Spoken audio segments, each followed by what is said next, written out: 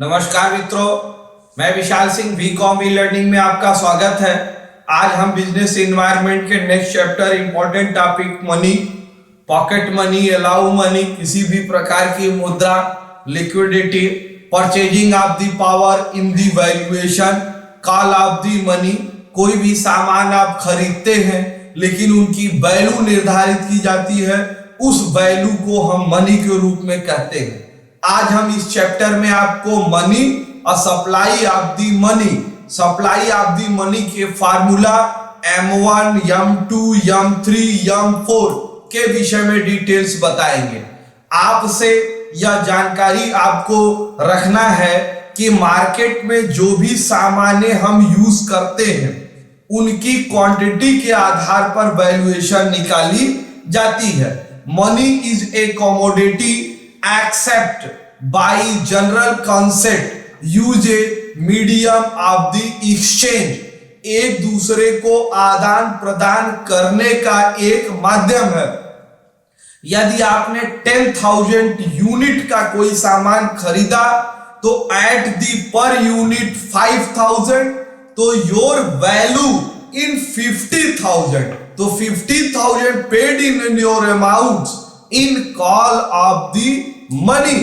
Definition Professor Volcker, money is what are money due. Second, Professor Seligman के अनुसार money is something that processing general acceptability. General acceptability means जो लोगों को स्वीकार हो और सामान्य रूप से ट्रांजैक्शन में आप उनका उपयोग कर सकते हो। Transaction, receipt and payment.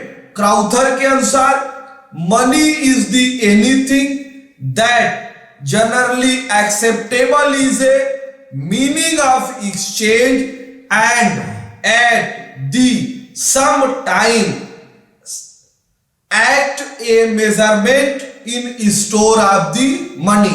Eight the, जब भी आप उसका उपयोग करना चाहें, एट दी टाइम उसको आप यूज में कर सकते हैं।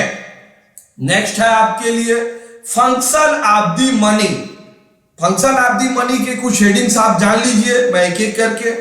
Medium of exchange, measure of the value, store of the value, standard deferred of the payment.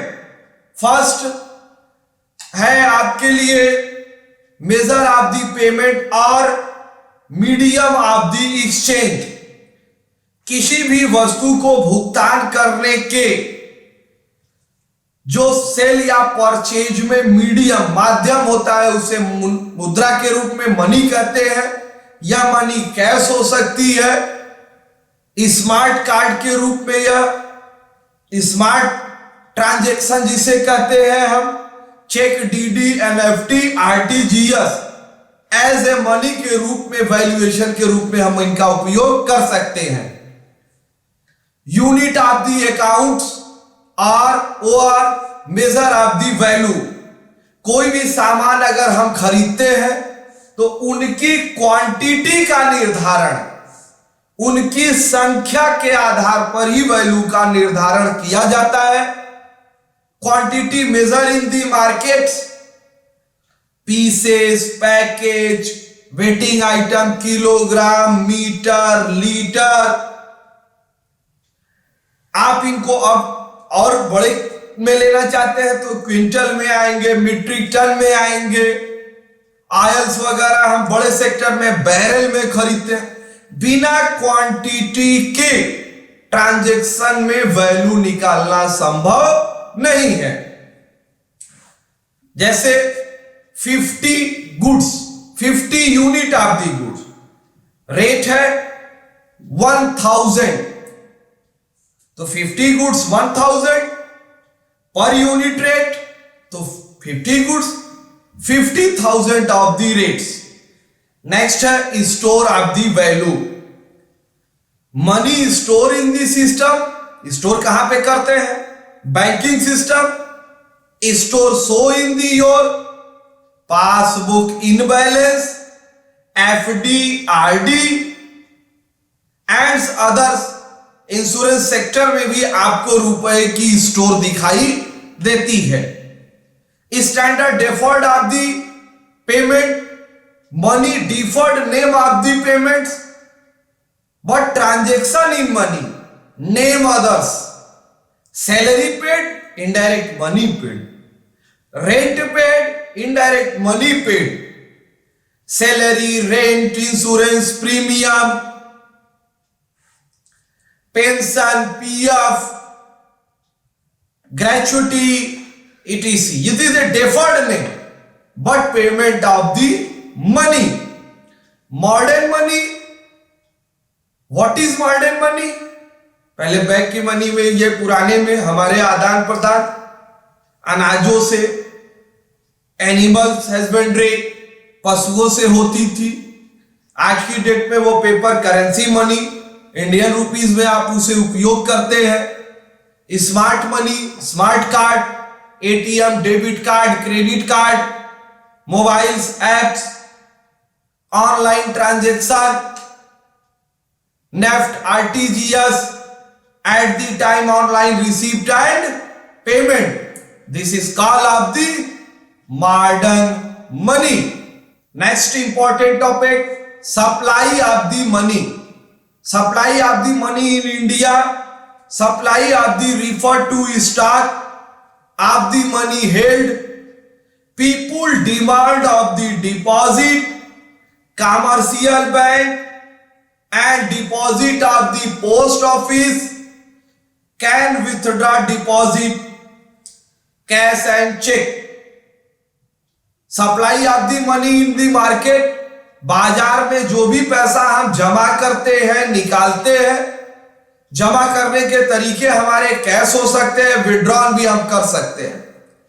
उसी प्रकार से इन ट्रांजैक्शनों को पूरा करने के लिए भारत में फाइनेंशियल कैरेक्टर की centralise bank of the system call of the reserve bank of India, Bharat में मनी में सप्लाई की पूर्ति करने के लिए इसके सेंट्रल बैंक के थ्रू किया जाता है, जो रिजर्व बैंक ऑफ इंडिया के नाम से हम जानते हैं।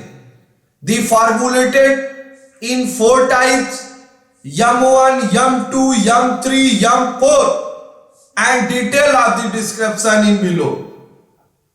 Next formula in condition force, first M1 is equal to currency of the public plus other deposit of the Reserve Bank of India plus demand deposit in the bank is the M1.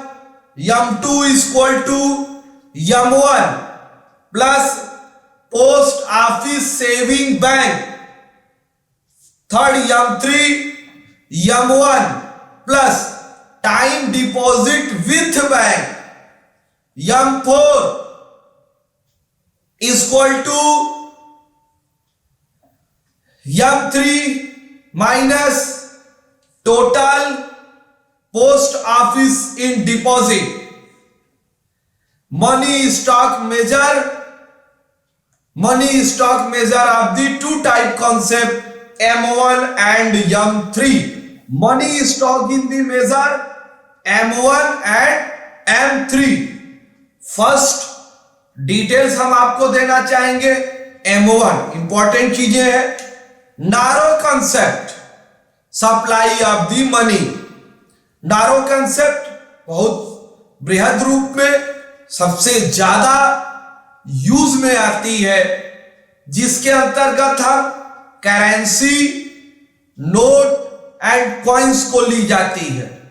Public deposit in the bank, commercial paper and with deposit of the RBI. Narrow of the concept in the 3 step. First, currency with the public, demand deposit with bank,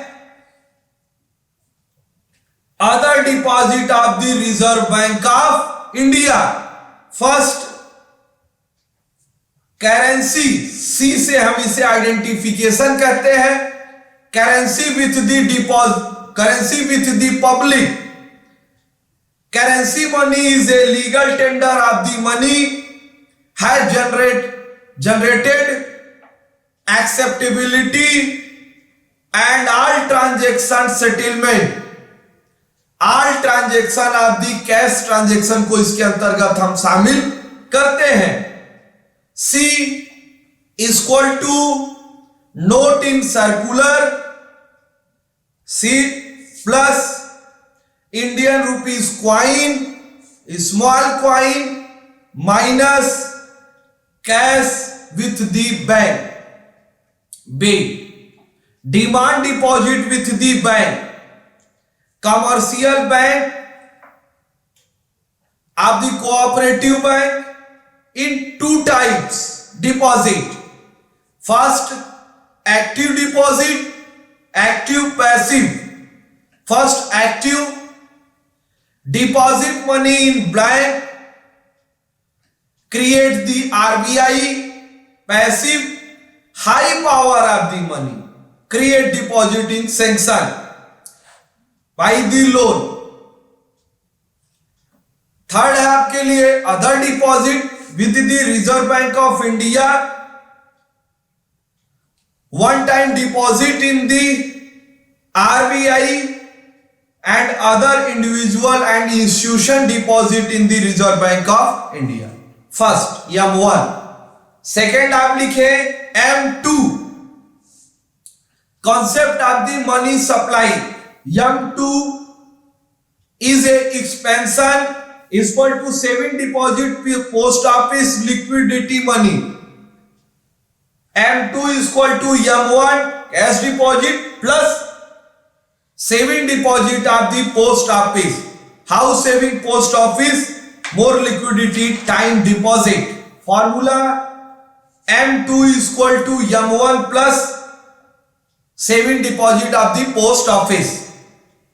Third, M3, broad concept of supply of the money. Call of the time deposit.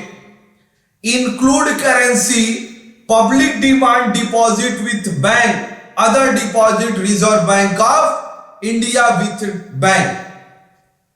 Time deposit एक निश्चित समय के अंदर जो पैसा bank में जमा होने पर call of the money reserve bank में जमा की जाती है उसे हम क्या कहेंगे? Time deposit.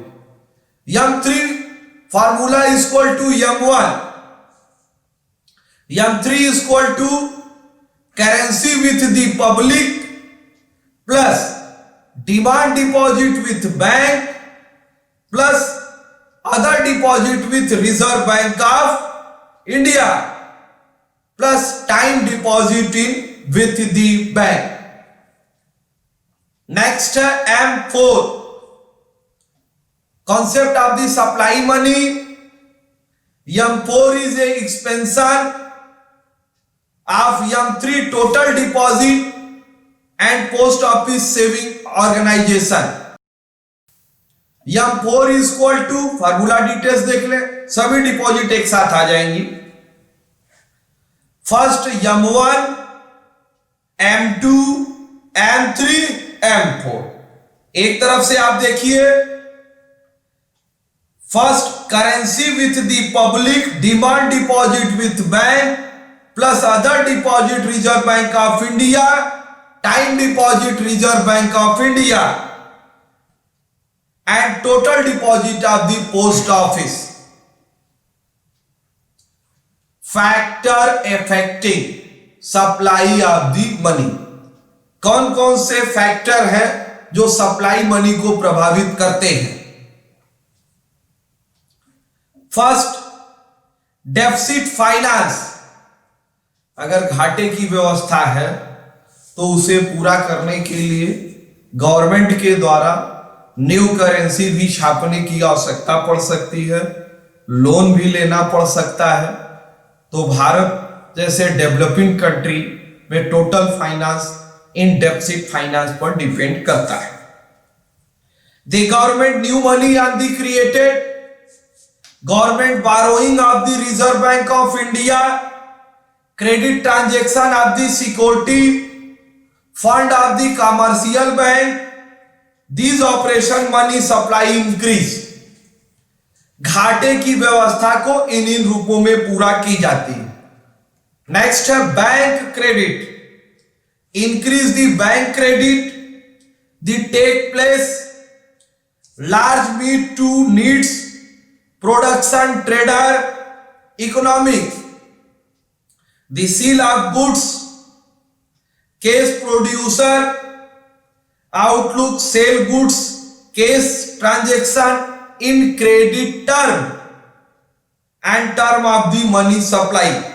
मार्केट में जो भी आप सेल और परचेज करते हैं तो नगद भुगतान हो जाती है, लेकिन जो क्रेडिट टर्म रहता है उस पर जो मेरी चेक बैठती है सप्लाई ऑफ द मनी, उसको हम बैंक के थ्रू भी क्रेडिट दे सकते हैं।